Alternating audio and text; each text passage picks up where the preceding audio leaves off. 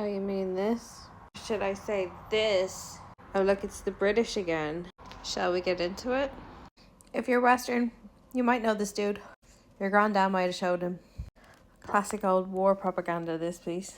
In his white robes. Great White Saviour. Played by Peter O'Toole. He was a tool.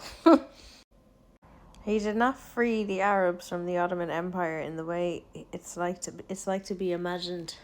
T.E. Lawrence was a British officer in the Arab Bureau. He was sent to the Arabian Peninsula to coordinate with Arab leaders and stage a rebellion against the Ottomans. He was not a leader.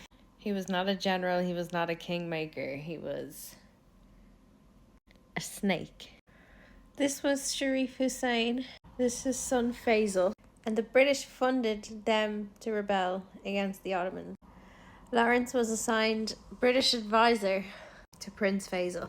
He adopted Arabs' clothes, sheep and wolf's clothing, assimilation into the culture.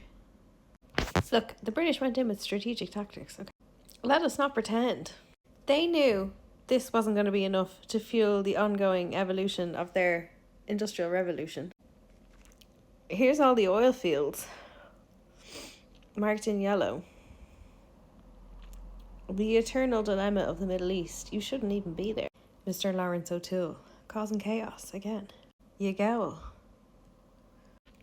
So after manipulating Arabs to fight for them, then the movie takes credit for the strategic intelligence of the Arabs in the revolution. The movie says it was his idea to attack Aqaba from the desert, but the idea came from Adu Abu Taya, who was an Arab leader.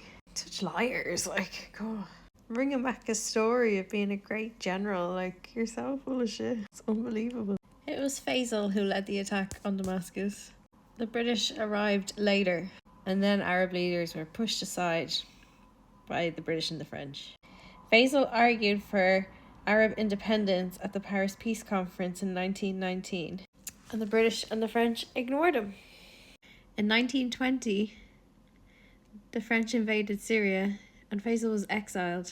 They sent him to go be the king in Iraq, a British-controlled monarchy. Palestine was also placed under British rule. This opened the door for Zionism, colonialization. After the war, Lawrence regretted everything and distanced himself from British politics entirely. But the Great White Saviour trope was just too hard to resist. And he became a legend for all of his lies.